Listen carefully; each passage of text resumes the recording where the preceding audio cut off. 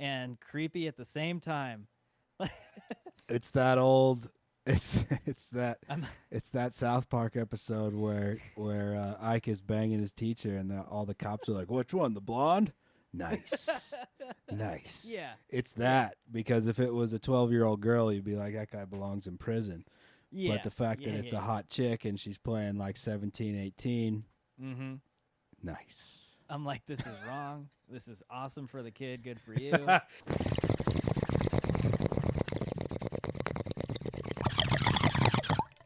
Hey, El Toddo. What's going on? We got a podcast, The Buff and the Blazer. If I was a listener, where would I go to find more?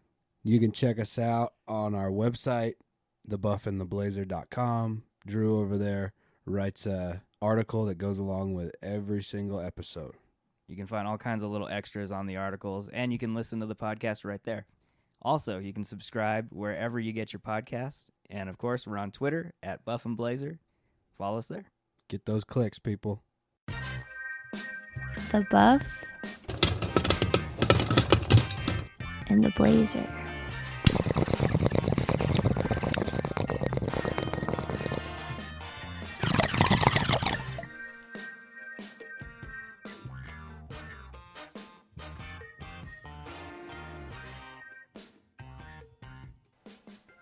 Welcome to The Buff and the Blazer, episode 14. I'm Drew, and as always, I'm joined by my good friend and yours, Mr. El Toddo. What's up? How's it going, El Toddo?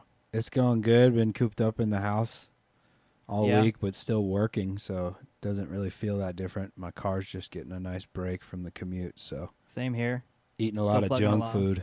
Join the club, man. Join the club. A lot of the best foods from our childhood. Right? So today we're discussing a little film that came out in 2019, last year, called Honey Boy, directed by Alma Harrell and starring Shia LaBeouf. And as always, El Toddo, I want to start with you and kind of get a sense of how this movie made you feel. What were your thoughts on Honey Boy? I was pleasantly surprised coming out of the movie. I thought it was going to be kind of a poor me, my childhood was so hard type story. But it was. There's a little bit of that. There's a little bit, but I think he did a really good job of like not. It just didn't feel like a grab at sympathy. It felt more of just like, this is my backstory kind of thing. Maybe in like a response to people that like have a lot of criticism for him and his adult life and choices he's made, I guess. But in terms of the movie, I thought it was shot really well. It was pretty entertaining, and the acting was just fantastic across the board. So I was very pleasantly surprised coming out of the movie. Yeah, I think I got to echo everything you just said. And I guess I'd heard about this film. There was a lot of buzz going on about it with critics and everyone at the film circuits, I guess. On the surface, it didn't seem like something that was really up my alley. And like you, I thought, I mean, first off, I didn't really think that I'd be interested in Shia LaBeouf's backstory. Like, I knew this was a semi-autobiographical movie, but once I actually put it on and got into it, I was really surprised. I was really blown away. It's very deep and powerful. All of the techniques across the board are so good. The acting's phenomenal. It's beautifully shot. The score's really, really nice. Everything complements so well. And after the film, I really got interested and wanted to see sort of how the idea came about for him to write this. And I guess the start of the creation of this movie is kind of an interesting story that we'll get into a little bit. But like I said, I was pretty much blown away by what I saw on screen. I wasn't expecting something of that caliber. And like, I got to give props to Shia LaBeouf. 2019, that was like a bang year for him. Like the same year you had Peanut Butter Falcon and this, like written by him and starring him. That's just, my hat's off to the guy. The guy knows his craft, and he's doing a great job. Yeah, and you got to give him props for putting it all out there. Yeah. You know, the good and the bad, and that's kind of what I liked a lot about the movie is he presents, you know, some of the things in his life that might be looked at from an adult perspective as being really bad, but he doesn't present them as really good or bad in one way or another. No. Like the smoking at a young age, for instance. Yeah. You know, it's just kind of is what it is type of movie. Right. And I kind of like that a lot. It's not like playing up abuse or how bad he had it, Yeah. but just like almost as if he was living just a completely adult life at like the age of 12, right? That's when the movie takes place, over a Yeah. span of a few weeks when he's 12 years old, right? Right, At I least think the little that's- kid part of it. Yeah, and to me that was one of the most interesting parts of the story is that you get to see this, like, I mean, how old is he in the film? He has to be maybe what, 11, 12 years old maybe? I think it's Um, 12 years old. Yeah, 12. And the kid's just completely thrown into like the jaws of the Hollywood system, and he's like on the road, he's getting paid per diem. Love that per he's- diem. Love the Yeah. per diem reference, man. Per Shout out diem's to the per awesome. diem. Change your life right there. Yeah. But yeah, he's getting the per diem checks. He's living in a motel, just in and out of the studio. It's a really interesting look into the life of a child actor. And I wonder if it's kind of a shared thing between child actors, because a lot of actors, at least from some of the ones that you read about, they had it rough after whatever kind of big acting gig they had as a child.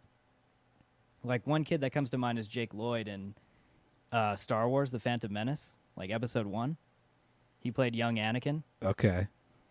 And like, I guess after that film, he just got ridiculed, and he was like in and out He's of like jail. what, like and- 7, 8 years old in that movie? Yeah. Well, And that's fucked up. yeah, I guess it's this weird kind of thing that happens to a lot of child actors in Hollywood, I guess. But this film really takes a deep dive into that. And one other thing I'll say before we kind of dive in a little bit to the story is I was also worried that this film was going to be really heavy-handed and really kind of, I don't know, just beat you over the head with these really dramatic, intense moments. And there are a lot of them in the film. But I was almost immediately gonna say that this is a film you probably wouldn't want to watch a second time. I could totally watch this film a second time. Oh, yeah. The way they present the material, it's not so heavy-handed that it takes away from your enjoyment. Like it's really, really difficult to watch some of the scenes, but at the same time, it has this really beautiful quality to what's on screen and getting emotion out of the characters without even any line of dialogue. It's kind of a weird thing that went on in this movie, and I really enjoyed that. Nice. Yeah, I get what you're saying. It could have been just like completely scene after scene of how rough he had it. Yeah, just beat you over the head, like heavy, not enjoyable to watch. You know, there's some films that you can watch once and you wouldn't want to go back and revisit just because there was nothing enjoyable about it at all, about Yeah. the experience. It was just all so heavy and depressing. Yeah.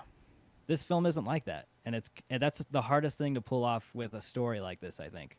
Yeah, there's quite a bit of fun, even in some of the heavy scenes, like where they're rehearsing lines, him and his dad Yeah. in the hotel room, that are like, it's like 2 a.m. or whatever. Even some of that Right. is like fun at points. Yeah, and I think some of the saving graces too is that you have his father who definitely neglects his son in certain ways, at least in terms of like his emotional needs. But I love how complex the writing is, because at the same time you also get little moments where you see his dad, and his dad really cares about his son, just sort of in his own way. And it makes the characters a lot more interesting than just, you know, my dad was a piece of shit and this is why I am the way I am. And here's just 2 hours of my dad, you know, screwing with me. I never got that vibe. Yeah, I watched an interview. He was on Kimmel talking about this movie, and he was saying his dad was more of like his buddy growing up, Yeah, I could see that. rather than like a father figure, and that kind of comes across a lot in the movie. Kind of just treats him like a homie. Yeah, that is true. You definitely get that sense with their relationship. But it's really complex. The writing is really just deep. Like, you really get into the meat and the grittiness of the characters, and It's just masterful writing from Shia LaBeouf. The guy knows what he's doing. He's honed in on the craft. So let's get into the story a little bit. Let's start off a little bit with the background of how this film got started. And I found that just watching on Amazon some of these little tidbits come up, and you can kind of read about the background of the film. But I guess in 2017, Shia LaBeouf got arrested for public intoxication, and he was ordered to to 10 weeks of rehab. So he gets into rehab, and while in there, he finds out that he has PTSD. And so immediately after he finds that out, I don't know if this is part of his therapy or part of his process to get better, but he ends up writing the script for Honey Boy. So that whole part of the movie's true? Yeah, it seems like it. That seems to be like a direct connection. So he writes the script for Honey Boy, and 2 weeks after he's been out of rehab, the film goes into production and starts shooting. Just 2 weeks after. So Really? It was like, yeah, he must have taken the 10 weeks to really, I don't know how many drafts the script went through. I don't know how much he retooled it or worked on it, but it seems like once he got out, it was made. I guess he was able to attract, a director and get people on board to do it. I don't know how true that is, but 2 weeks after you come out and you're already shooting, that's really, really hard to do. Well, it might make sense, too, as to why the movie is so almost very quick in terms of the time frame that he kind of turned his whole shit around. Oh, yeah, And that's how, a good point. And how, if he got into rehab and just kind of spit all of this shit out onto paper. Yeah. And because that's kind of what the timeline of the movie, too, right? It's almost like a 10-week long or maybe a little shorter. Nah, it's got to be more than 10 weeks because his dad's growing weed on the freeway, and that shit is like in full bloom by the end of the movie, and they're little seedlings, so it's got to be like at least 12 to 14, if not more, weeks. It's almost like it's almost like a macro and a micro autobiography. Yeah. Like you get to go back in time and see his past as a young child, but then you also get the whole experience of him in rehab. So yeah, it is kind of a neat look at, I guess, the whole process. What really kind of is interesting is when you're watching the film and you're trying to figure out, what on screen is biographical and what stuff is he takes a little more liberty in terms of fiction. But I mean, regardless of what's true or not, I thought every scene in the film really did a good job of getting the message through to like explaining how he had it. If you had to guess like what weird part of the movie you think he made up, what would you guess? Because a lot of it to me seems so weird that it's probably totally true. I'd say his relationship with the girl in the Ah, hotel. okay. And we'll talk a little bit about that too. I have like really weird feelings about that. I bet that's real. You think so? It might not be as like intimate as Yeah. as it's portrayed in the movie, but I bet he had some type of moment, at that like just pre-pubescent age, and he just can't get that chick out of his head. You know what I mean? Yeah. I bet there's, some element of truth to that part of it. They probably didn't spend the night together, but but you don't know. I don't know. Yeah, I want to bookmark that and make sure we come back to that when we start talking a little bit more about the characters, but I definitely want to hit on that. One of my favorite sequences in the whole film is when you're first introduced to him as a young Otis, the main character, Otis. And the actor who plays the young version of Otis is Noah Jupe, I think is how you pronounce his last name. I'm probably butchering it. Looks like it. But and then this kid too. This kid's great. But I loved how you're just thrown right into the shoot. Like I think you come in and are introduced to him, and it's just at the end of the take that they've done, and then he walks out, and the camera pans and follows him through the studio, through the stage, and he like gets his bag and grabs a little snack, and then he's on the bike with his dad. I loved that, just thrusting you into his story and his for us it's not mundane, but for him it's like just the everyday grind of like going to the studio, shooting. It's like it's a job. It's nothing fantastic for him. It's just work. And you definitely get the sense of that in terms of how they present it and how it was shot. And I thought that was a real strength of and one of my favorite parts of the film was that opening entrance of Otis. Yeah, I like that part of the movie, but I'm never gonna buy in too hard to the grind part of it. I'm sorry. Like, Well, maybe grind is not the best word to use. I'm just saying, like, I thought they did a good job of showing that his work was not glamorous for him. It was just a job. Like, it wasn't like the coolest thing for him. He just went in, did it, and left, and it's just work. Like anyone doing a 9 to 5. yeah, but probably making a way more money than people doing a 9 to 5. Sure. For sure. Yeah. You know what I'm saying? And not to say that works harder than what we do. If I was 12 years old and I could not go to school and stand on a crazy harness zip wire thing and get Yeah. pulled out of midair and a pie slammed in my face, Yeah. sign me up, dude. Let me ask you this, because you're making me wonder now. When you watch this film, do you get the sense that Otis, the young Otis, is doing this because he wants to act and do this job, or is it more like it's something that he was put into and he's doing? The latter. Okay. Yeah, I think the latter, because my parents come from a semi show business / professional sporting type of world. Right. And I've seen all these crazy parents of young, talented people.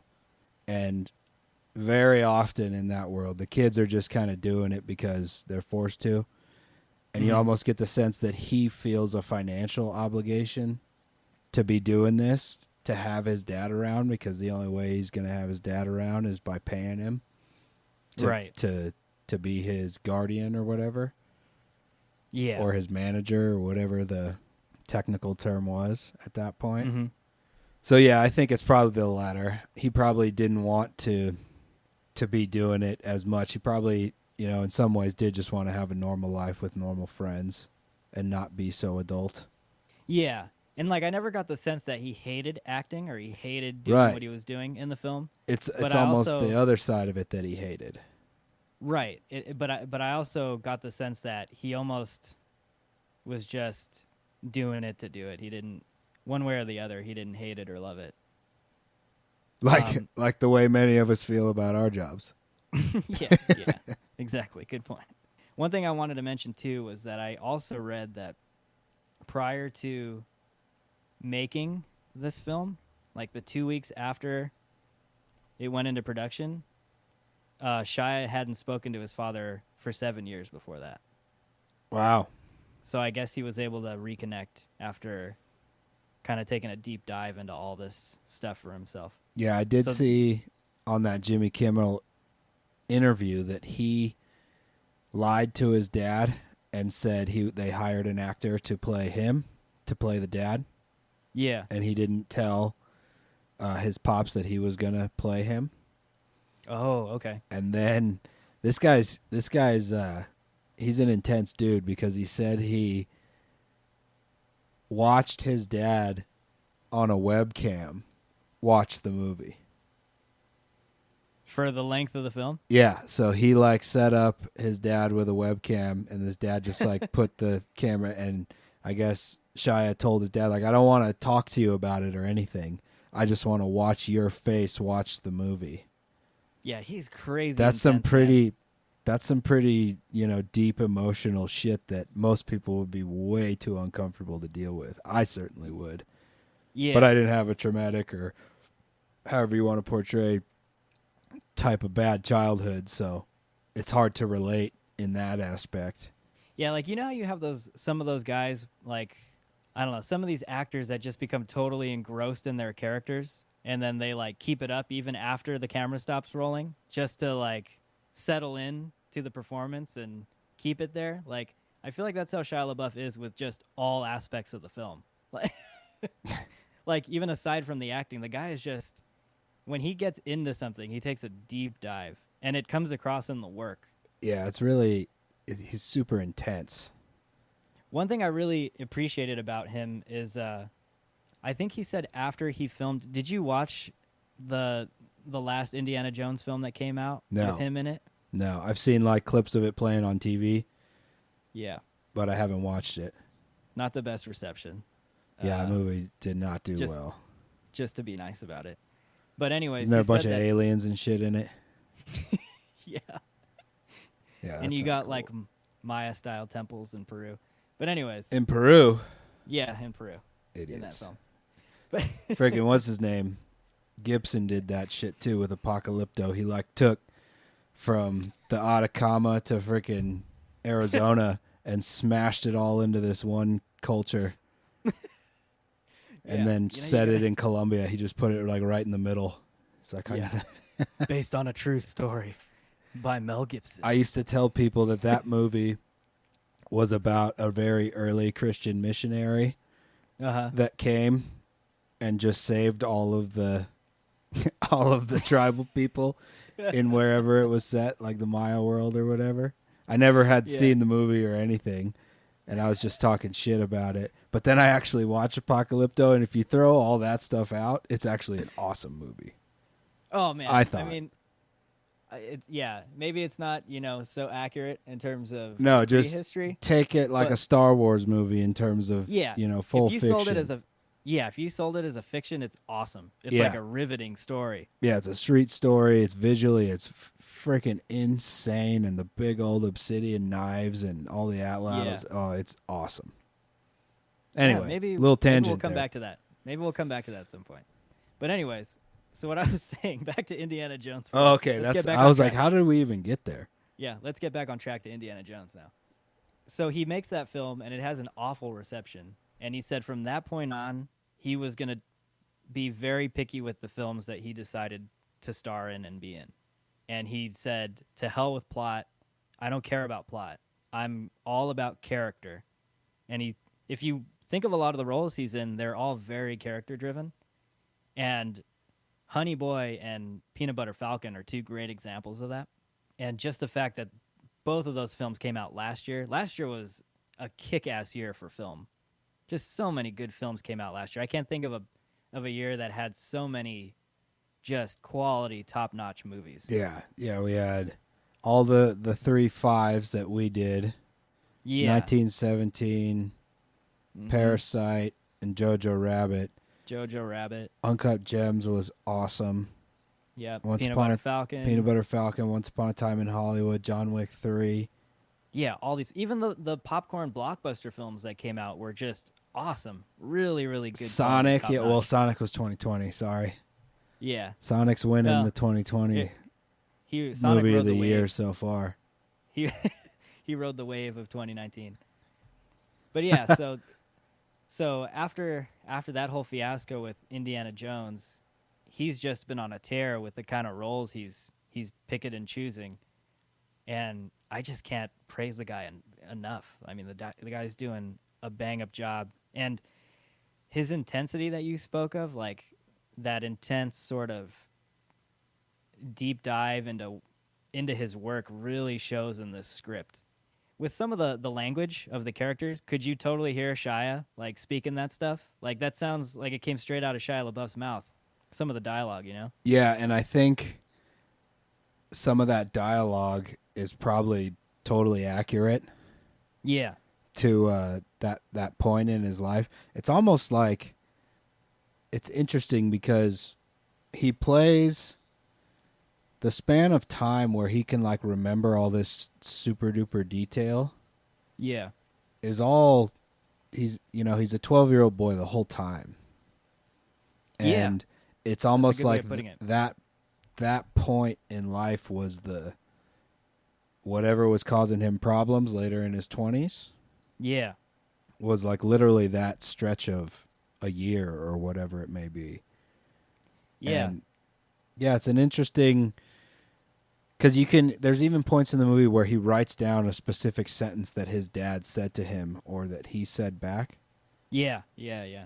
so it's like those single lines had like a massive impact on the rest of his life. Yeah. And you get that a lot in the movie, just certain things that his dad would say to him. Mm-hmm. Even the fact that he calls him honey boy. Yeah. Is like I thought that was such a I mean, I can't think of a better title for this film. Like when I'm sitting down watching it, I'm just like, I'd forgotten about the title until his dad calls him honey boy, and I'm like, man, such a powerful yeah, his dad's all little name. fucked up from being at the strip club all night and puking. Because that's the first time he uses it, I believe, in the movie, which is kind of towards the end, and he's like smoking Oxycontin or something. I think so. I don't know what he's doing. He's like smashing up some pills and smoking them on tinfoil in the strip club bathroom. Mm-hmm. But then he comes home and he's all, hungover, half drunk still, and pukes, and he's like sitting on the toilet all fucked up, and that's when the first time he calls him honey boy, I think. Yeah. And like even the title of the film just complements everything. Like it's a sweet name, and it comes across and comes out from his father during like the lowest point in the film for his dad. Like it's just, man, it's really powerful. I want to go in a little bit to the structure of the plot though. Like did you enjoy, I thought the way that they transitioned from the present in the film to his past, I liked the balance going back and forth. And when you mentioned his psyche, that's really interesting because it's like you almost get a visual representation of his psyche in those moments. Like you'll get a shot of him as an older guy in a corner or something on the ground, and like a slow zoom in, to his face or something, and then you just flashback and you totally understand what he's thinking about in that moment. It's like a visual mapping of his brain. Yeah, it's an interesting movie in terms of I guess you can call it plot. I don't really know if it's a plot because it's not really like this movie is a true story. It's more of just like a recalling of events. Yeah. In two different time periods. Mm-hmm. So it's like you have him in rehab recalling all of these things. Right. Going on at the same time as you feel like it's not just the whole movie is a flashback. You feel like it's a full movie in both time zones, right? Yeah. So it's not like every time he flashes back, he's a little kid and it's a short little scene and then boom, he's back to being an adult. It's very spaced out in terms of the amount of time. So I thought that was really interesting. Well, would this add anything more to your point if I told you that this director is primarily a documentarian? Ah. See? Yeah. That makes some sense. She's directed 4 documentary films. What are they? 11/8/16, Love True, Bombay Beach, and Paul Smith, The Reddest Herring. Bombay Beach. So she directed. Isn't that out at Salton Sea? I think so. The real Bombay Beach area? Yep, Salton Sea, yeah. Oh, that's interesting. I need to watch that. We freaking work there Bombay so Beach. much. Bombay Beach is one of the poorest communities in Southern California, located on the shores of the Salton Sea. And anybody listening, the Salton Sea is nothing to see. It's disgusting. Yeah. It's a giant toilet bowl, essentially. Yeah. It looks pretty from afar, but if you get up close, it is nasty, and don't go in that water. Wouldn't recommend getting up close. There's nothing. The whole shoreline is just filled with dead fish and dead birds, dude. Like it's literally like you're walking on pure calcium because it's all bones on the beaches. It's disgusting. Yeah. See, this looks really interesting too now. Have you ever seen that Val Kilmer movie, Salton Sea?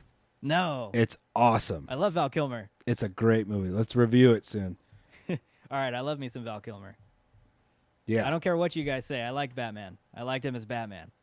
Yeah, I did too. He was my favorite Batman. I probably get a lot of hate for that, but he was my favorite Batman. He's a good Batman. So yeah, she's Alma Harrell. She's a documentarian. So that probably has a lot to do with the structure of the movie. Yeah, it's framed a lot like a documentary. Yeah, and I think that's why you're able to get that feeling of being just completely thrown into what's going on.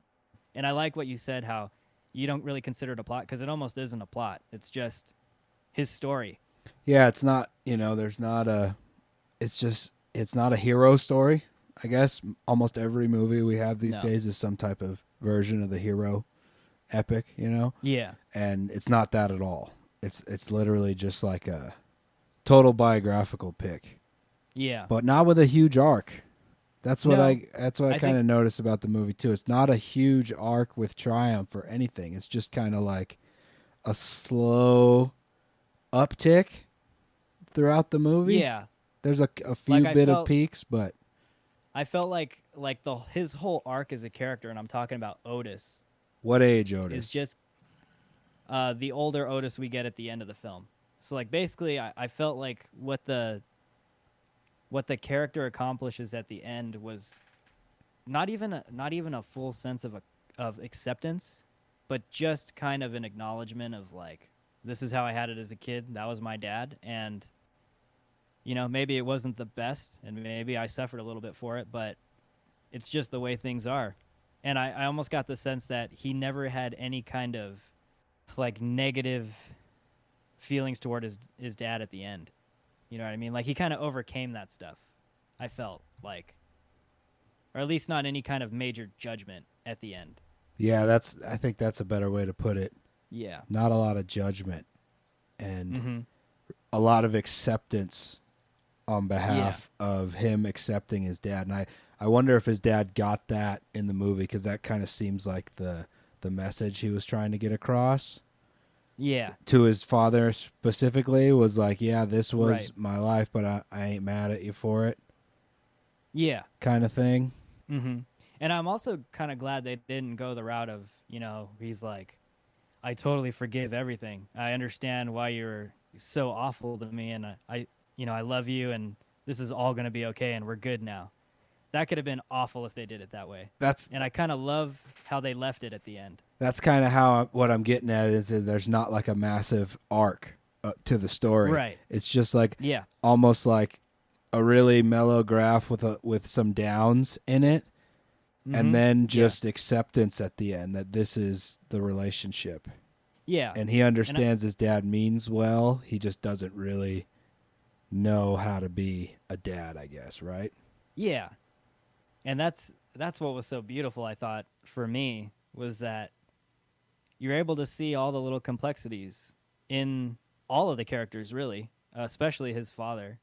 But yeah, it could have been completely just, I don't know.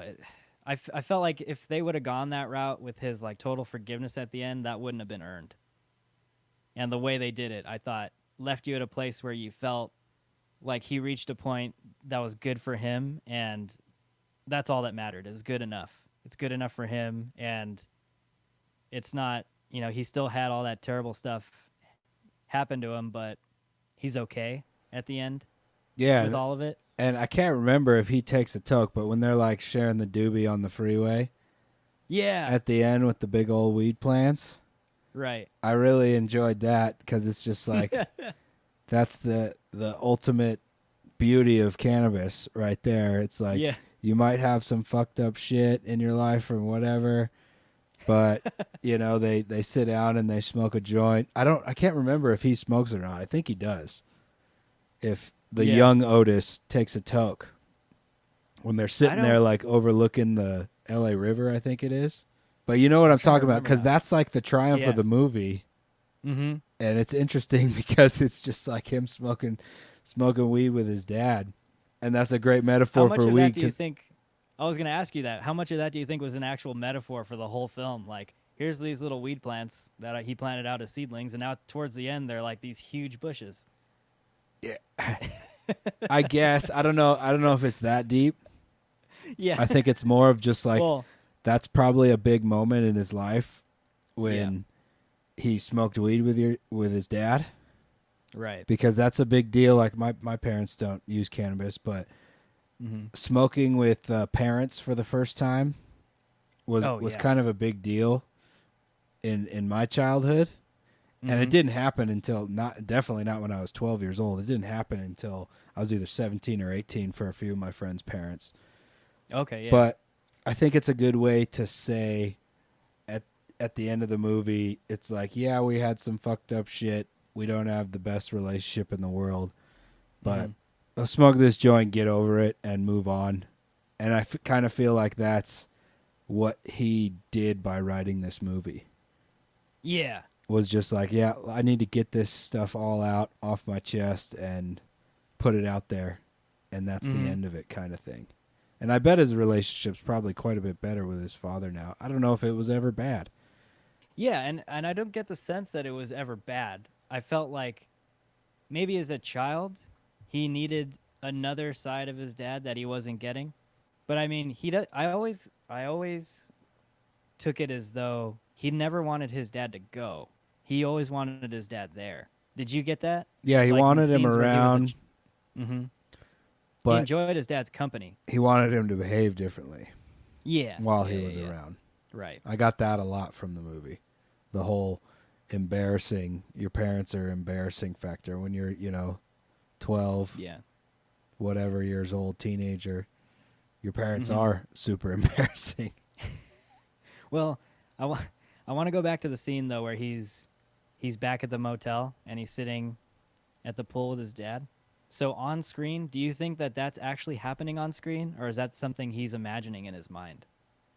At the And the end, only reason I ask, the only reason I ask is because there's a scene where the roles have reversed and he's riding the motorcycle and his dad's on the back, but then like he disappears and you just get the same shot of him on the motorcycle by himself. yeah, I think that's imaginary at the end. Okay, Because that's what I thought his too. dad's got his whole get up, his whole rodeo clown, Right, chicken man get up on, which is strange as fuck. And Which- apparently that's totally true too. The whole chicken thing. He's a pro too. He They- had like video recordings and stuff. Did did you watch the whole credits? Because they showed a bunch of pictures and stuff at I the end did. of the movie.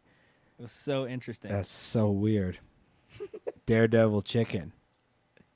Evil Knievel. But no, Foster's Farms. back to your question. No, I think that's an illusion or a hallucination at the end of the movie. Okay, that's what I thought too. I just wasn't sure if maybe you got a different take on that. But let's get in a little bit to the meat and potatoes of what I think this film is about, and that's about the characters. The characters of Otis and James Lort, his dad in the film. I gotta say, I've seen a bunch of Shia LaBeouf films, and I think it's crazy that he did not get a Best Actor nomination for this role. For playing his father. For playing his father, I thought he got absolutely snubbed. I've seen a bunch of Shia's movies, and by far, I think this is his best performance. Like his best performance, period.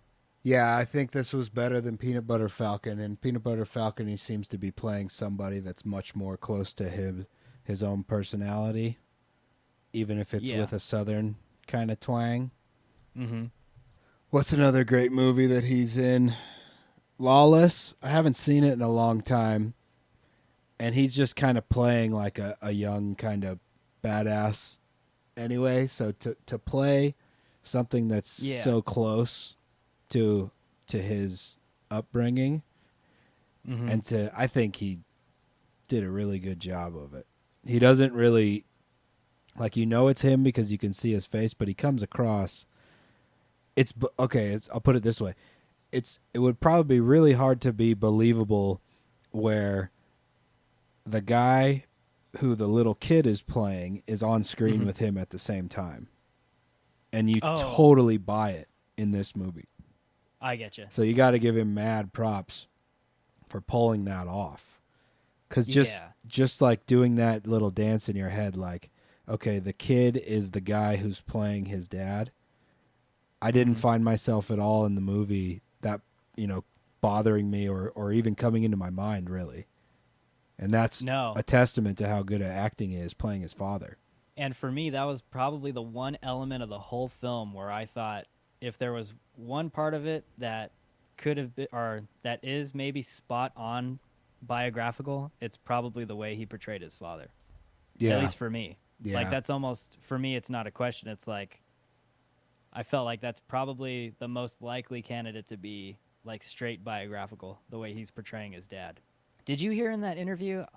I felt like I heard this somewhere and I can't remember where, but You notice when he speaks as James in the film, he has like this kind of nasally thing going on when he's speaking. Yeah. I heard something like that's how his dad kind of spoke. So during the shoot, he literally stuck up like earplugs into his nostrils so he could sound that way Really? as he spoke. Yeah, and I can't remember where I heard that. That's interesting. Yeah, so like every scene he had, he was playing with earplugs up his nose. So I'm looking up the best actors for was it 2020? It will be 2020, I guess. Yeah, it has to be, even though Yeah, it they're would have been with 2020. years from 2019. Yeah. And there's only 5 on the list: Adam Driver, Leo, Jonathan Pryce, Joaquin, and Antonio Banderas. Like, you could have popped LaBeouf on there for this. He totally deserves to Yeah. be up there. Like, to me, they need to expand that category. They need to add at least like 3 more slots or something. Is it always just 5? Mm-hmm. Yeah, it's been that way for a long time. They Uh, expanded the best picture category. It never used to be like 10 or 12, whatever it is now. Well, Yeah, that's... would he... I guess maybe he's like a tweener in this, because would he be even considered the main character? Or is the kid the main character? No. He'd be considered, I guess, a supporting actor, actually. Yeah, they could have popped him now on that you mention there. it. But Yeah, so even more that's so, a he much should have more been in there. impressive list. So Tom who do you got on Hanks, that list? Tom Hanks, Anthony Hopkins, Al Pacino, Joe Pesci, and Brad Pitt on that Bullshit. list. Bullshit. I haven't seen They're the so 2 good. Popes. Have you seen the 2 Popes? This movie's up here. No. I heard that was good, too. Man, see, that's 2019 for you in a nutshell. Just that list of best actors. Like, come on.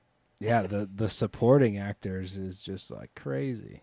Yeah, 2019 was just kick-ass for film. Man. But yeah, okay, maybe I don't feel as bad anymore.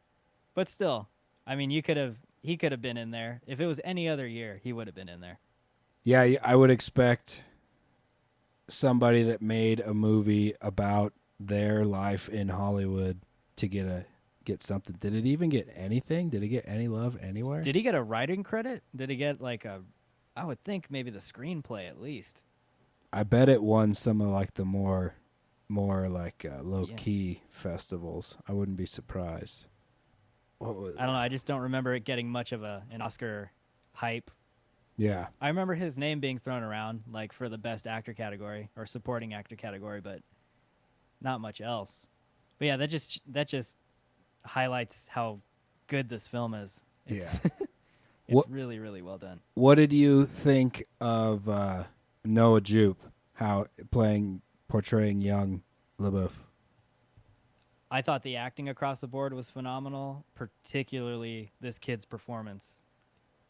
And here's the other thing too, like how good are the child actors Yeah. now?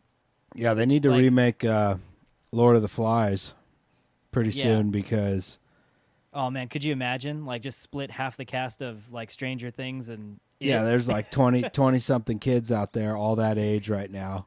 You could even make it like a teenage Lord of the Flies and make it a little more adult friendly. Yeah. That'd be sweet. Yeah, I mean, this kid though, he was just so impressive. And a lot of the scenes too, he's in by himself. Yeah. It's just all straight emotion. And the way he's able to you get a look on his face and you just know exactly what he's feeling in that moment. And that's I think people kind of gloss over that when you're watching movies and you see that in an actor. Not all actors can pull that off. And just the fact that this kid's that young doing this, I never felt like I was getting a performance out of the kid. Like I really bought into the emotion that he was portraying on screen. You know what? And then the scenes between him and his dad, like between him and Shia LaBeouf, those are, we'll get into those too. But the scene that really stood out to me was that when he's on the phone with his mom and kind of mediating them screaming at each other. oh man, That's a really heavy thing for a kid. yeah. Just think about, And they're just totally shitting on each other. Both of his ears. Like that was super stressful. Siblings fighting or parents yelling at other siblings or yelling at each other has got to be like some of the single most traumatic things in many little kids' lives, especially Yeah. kids that came up in like a house where people were screaming at each other all the time. Mm-hmm. And to have to be the walkie-talkie between your parents, you're 12 years old and they're not mature enough to even speak to each other. Yeah. Yeah. That scene really came across. I was like, damn, this kid is a good actor. Because you can like Yeah. see it on his face, Mm-hmm. you know, how hard of a time he's having at Yeah. saying it. And he's kind of just like trying to steer the conversation back to a normal place. It's a really heavy scene. Well, the other great thing he's able to balance so well is he's able to get out that whatever situation he's dealing with, it's really difficult for him. But at the same time, he's not like crushed by it. Like he's very, you get the sense that he's very level headed as a child, even at that age, like 12 years old. And he just takes it. Yeah, he's way Like, more he mature takes than it- his parents. Yeah, he takes it like a grown man. Like all this really just shitty, stressful stuff. And I thought he was able to balance that really well because you're able to see just how mature and level-headed he is, but at the same time, just how much is crushing him too, without being like melodramatic. Yeah. It's Yeah, really he- hard to do. He never really has like a total breakdown as the No. child. Mm-hmm. And I think that's kind of like another point of the ending of the movie is like the way he was raised wasn't like super compassionate and supportive, Right. but the way he was raised is the reason he's so freaking mature at such a young age. Yeah. So I get he might be kind of like telling his dad like that is the good side Mm-hmm. of the way you raised. Like it wasn't as loving and supportive as most 12-year-olds might want. But I mean, he's like basically an adult. He's making all the money. He's the Yeah. only one that has a job. He's freaking trying to keep his parents from screaming at each other. Like it's some heavy shit. And I thought, Yeah. you know, the kid played Otis, Noah Jupe. He's awesome. Look out for that guy. Yeah. Like I'm just looking at his bio right here. I'm trying to see like what else he's been in. A Quiet Place 2? That got Okay. pushed, didn't it? Yeah, he's in Quiet Place 2. Didn't even realize that. I need to see one, I guess, Yeah. if we're going to do that. Yeah. Have you Ford seen versus it? Ferrari, he was in there too. Meh. Yeah. I'm not that into cars. Fair enough. Fair enough. I'll take Ferrari. Okay, he's been in some stuff. But I mean the kid is just a phenomenal job. What'd you think of Lucas Hedges, the older LaBeouf, the Oh man. early And then, 20s? okay, him too. So again, this is a point in the story where the character is just completely haunted and crushed and it's affecting him. And I saw a lot of Shia LaBeouf in this character when I was watching it. Yeah, he like was even too some of- blonde for me. Yeah, Dye that hair a little Yeah. bit. Yeah, a little more of the curls he needs going on there.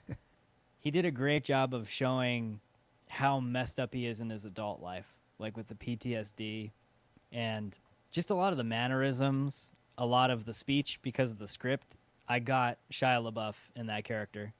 Like that was just completely obvious to me.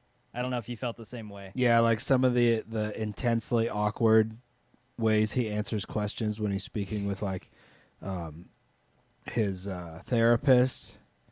And then what's his name? The guy who's like running the pool classes. Yeah. Fuck, what's his name? Oh, yeah, I know who you're talking about. He plays Guilfoyle on Silicon Valley. I gotta get his name. Because Well- he's awesome.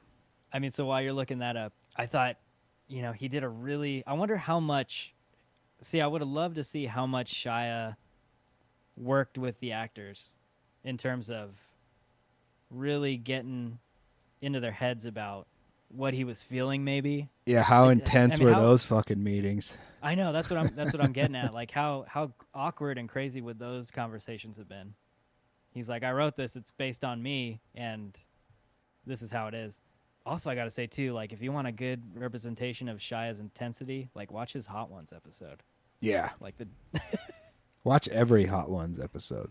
That show's the Shout shit. out. It's the best show Shout out to Hot Ones. on the interwebs.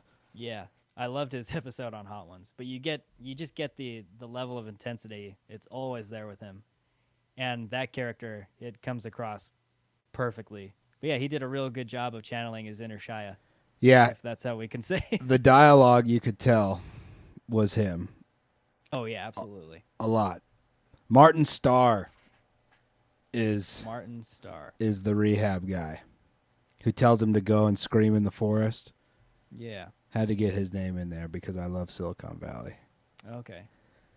But Man, yeah, this he was guy's just a been in little some- too blonde for me. That's all. All right. Okay. You have any other you want- characters that you really liked in the movie? Yeah, so we'll get into a little bit of a controversial one here, I guess you could say. And I don't even know if she has a name. FKA film? Twigs. Her credit in the movie is literally Shy Girl.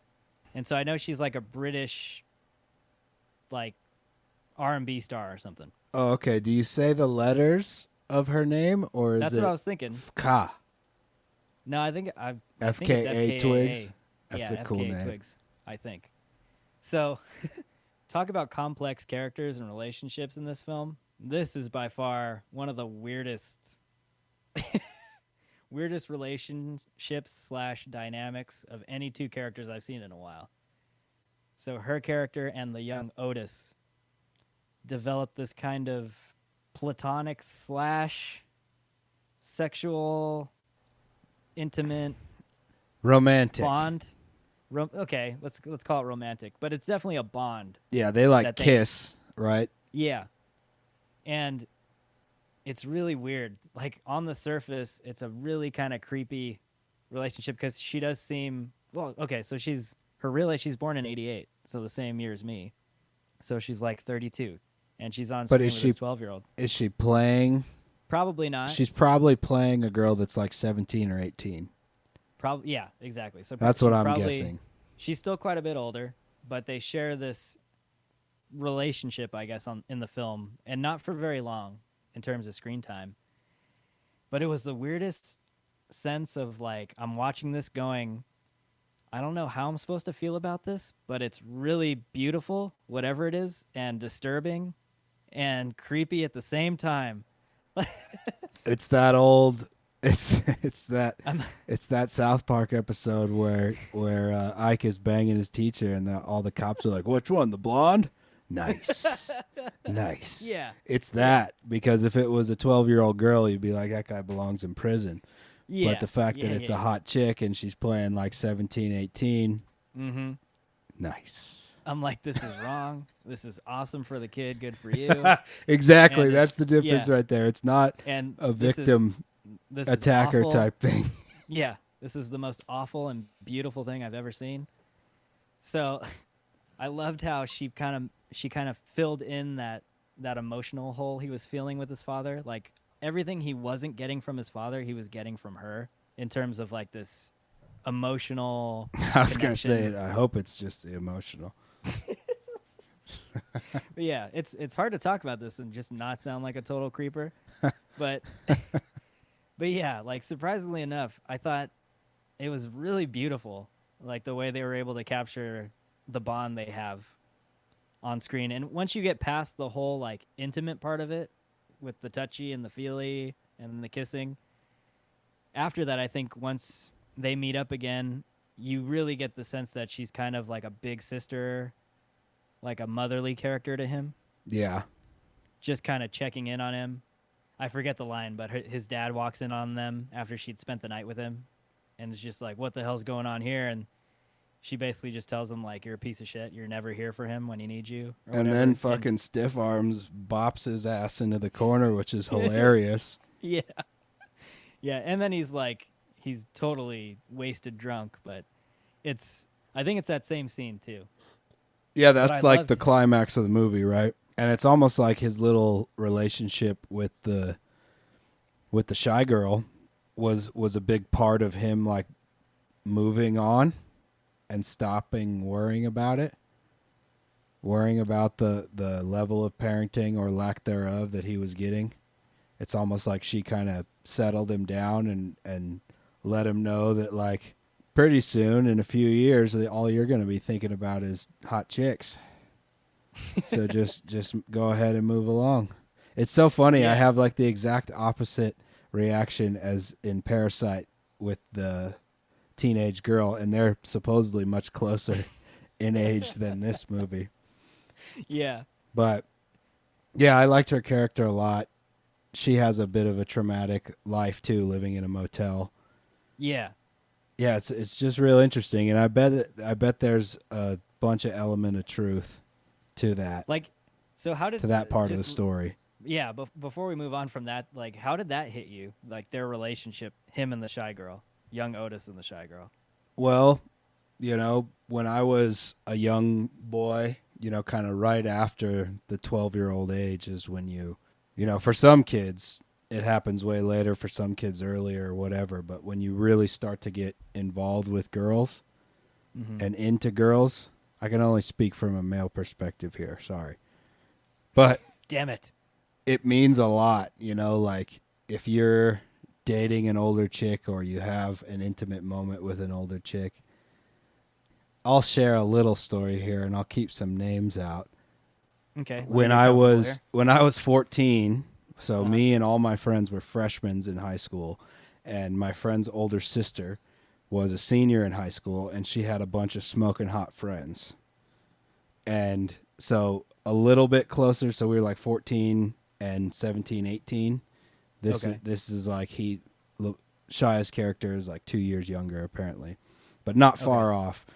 And this was like right when we started drinking a lot and partying a lot, and we're partying with all these older girls, and nothing got like sexual, but it got very flirty with everybody there.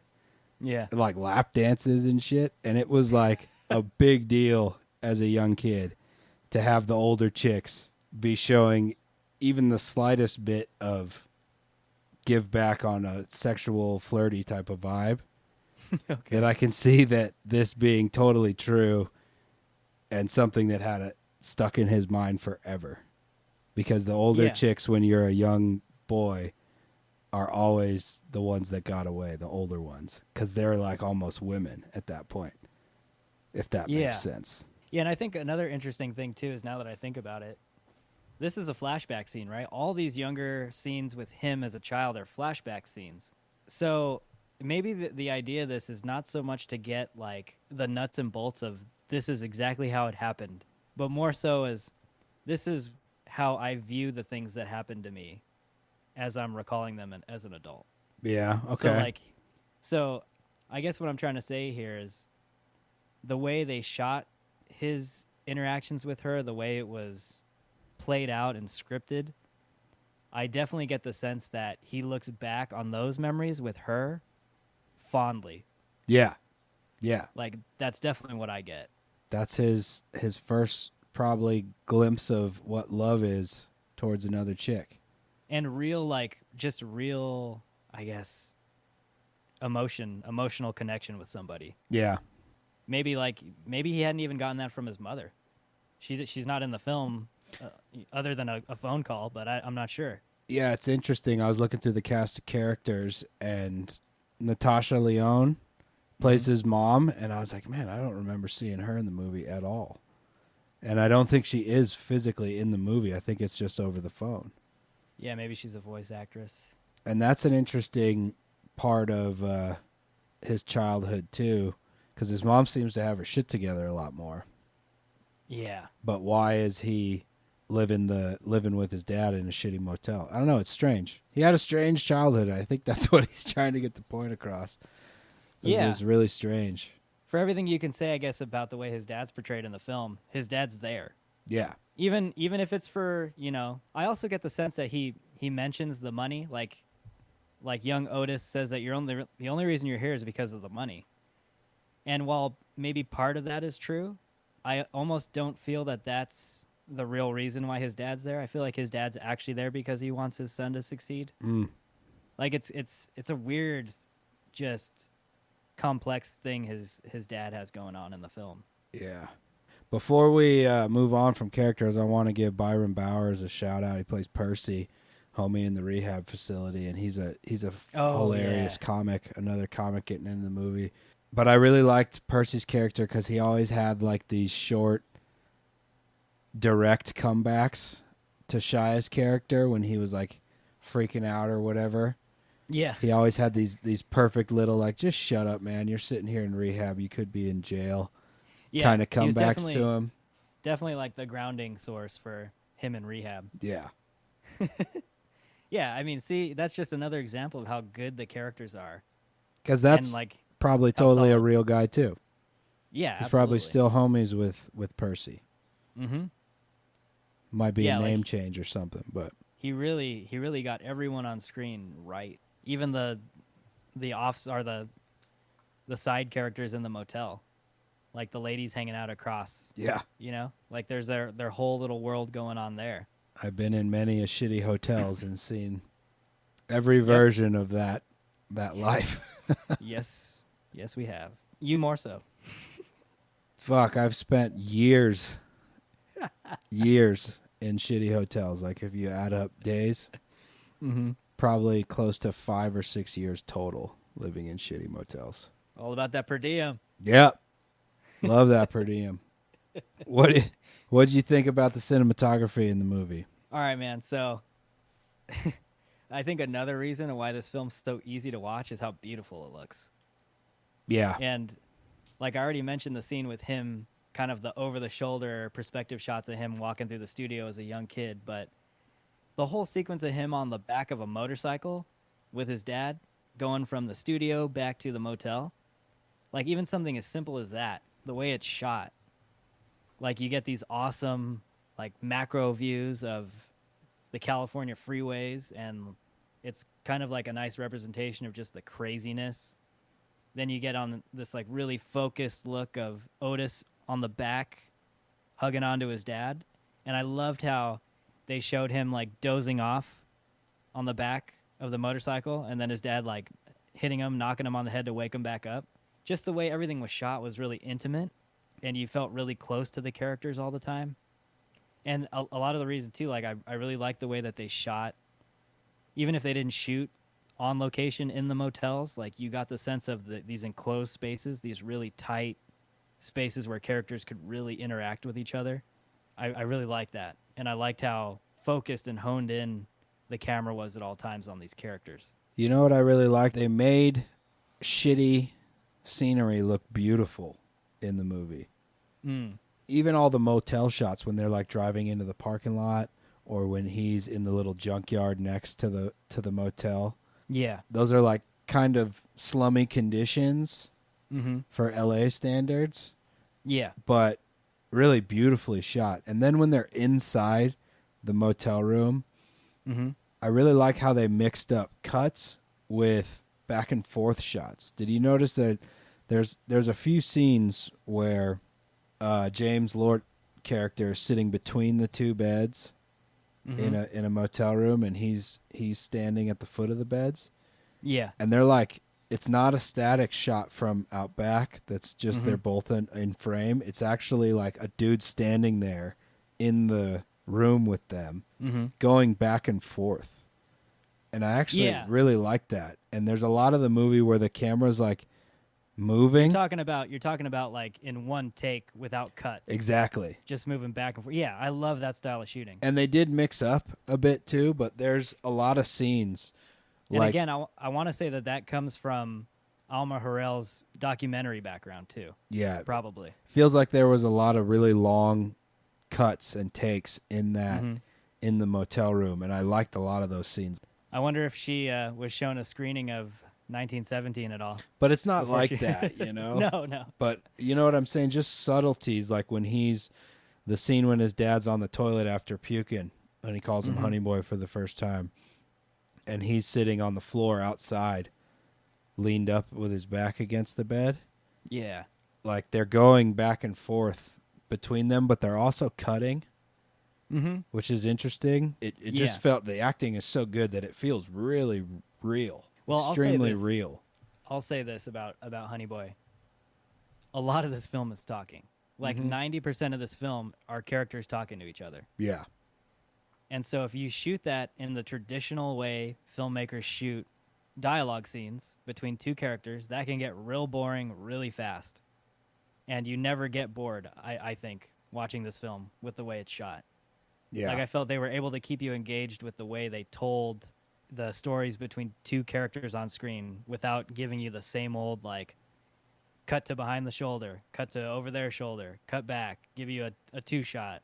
Yeah, Like it was very, very more like it's more organic the way they did it. the style of movie that it is, it'd be really easy to check out early. Yeah, totally. And it really keeps you engaged with the way it's shot and the whole look of the movie. There's a lot of really low sun angles in the movie, like, late afternoon, sun going down type stuff, and that's just comes across so beautiful on screen. I've heard directors say that you set up the film, the first shot of any film has to be amazing Yeah. because that tells you a lot about the film right off the bat. If your first shot, the way you frame it and what's on screen, if it's interesting and it looks good, then it's kind of like you can get into the film and be like, all right, we're going to see something maybe that we haven't seen before. And you definitely get that with the first shot of this film, I think.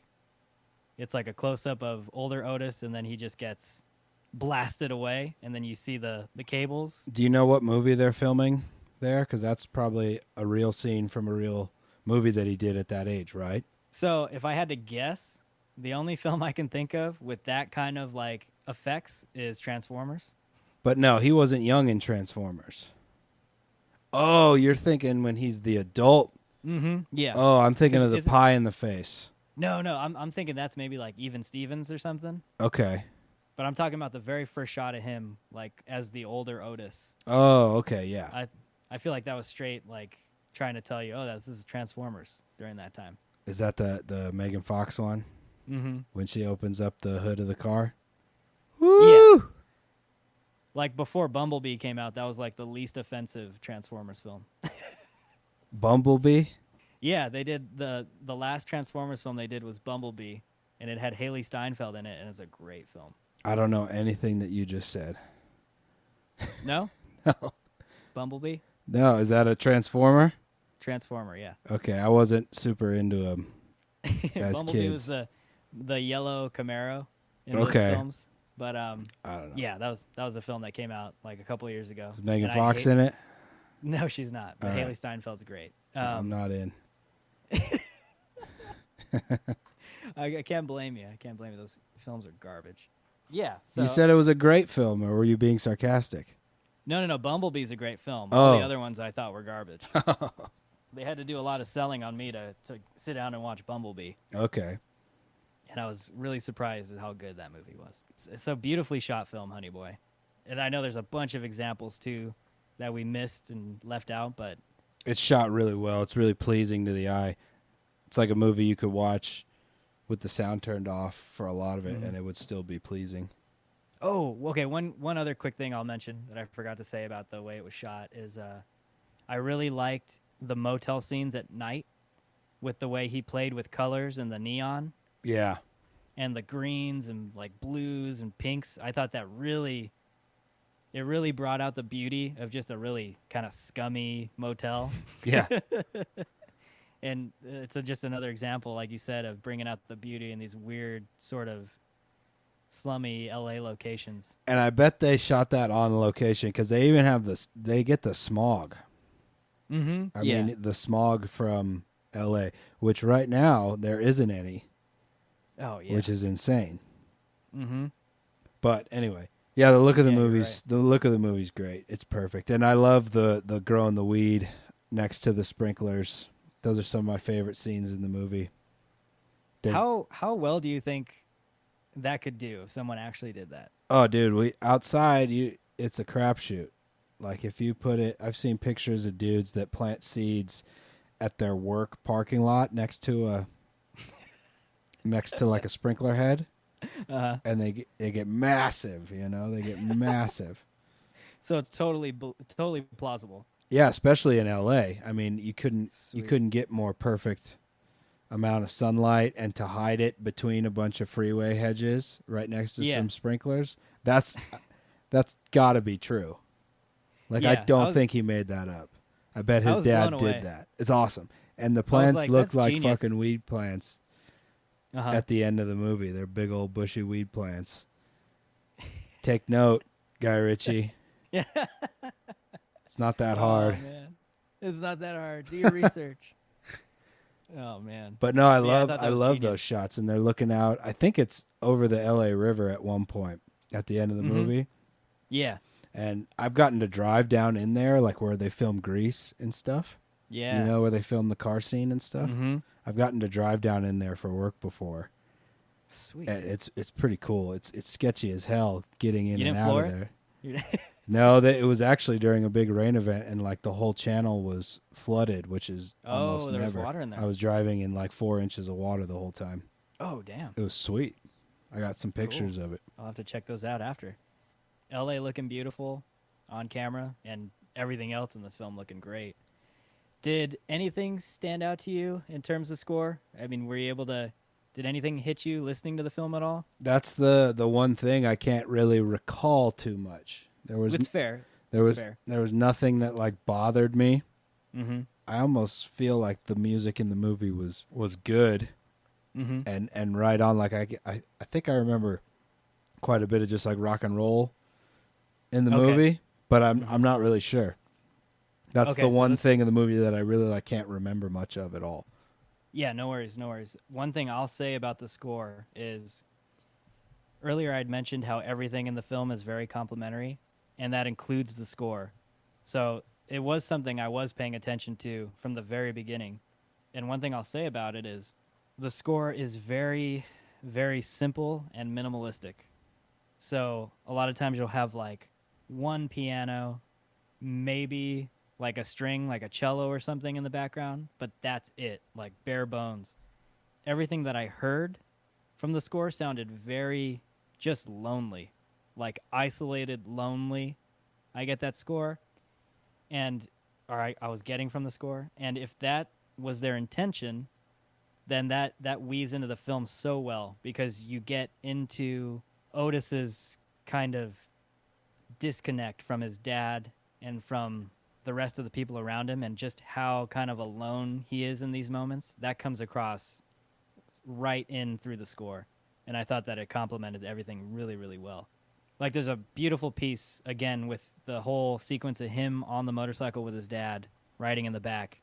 This really, like, isolated, bare bones score going on in the back with a piano. And it's really, really moving and really, really beautiful. But you really get that sense of, like, the isolation and the loneliness even coming out from the notes of the music. Nice. Just really well thought out. Yeah.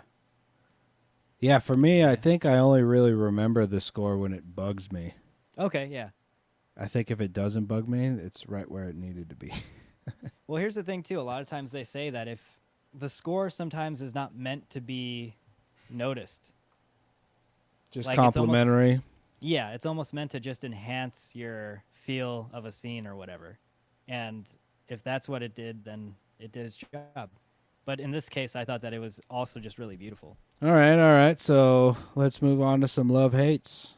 What'd you love, what'd you hate about the movie? All right, so I loved a lot of things about the film, but I'd say the strength of the film are the performances. This film had great performances across the board. I think this is Shia LaBeouf's best role that I've seen him in. And Noah Jupe, Lucas Hedges, FKA Twigs, everyone that had any kind of screen time, I thought did a great job of portraying their characters and really got into the whole meat of what their character was about. And I would definitely say the performances are what made this film interesting to watch and kept me engaged for the whole thing. And if I had to say, I don't know, a critique, maybe, I'm trying to remember what scene it was specifically. It might have been, I can't remember if it was the scene where his dad comes home pretty hammered and they have that intense moment. But I felt like, and it's not even a critique of that scene, but I felt like they squeezed out the emotion all the way to the end, and if they would have continued, it would have been too much and too cheesy. Yeah, if But it I was thought, like a super they almost- embrace, I'm going to be the best dad ever type of ending. Yeah.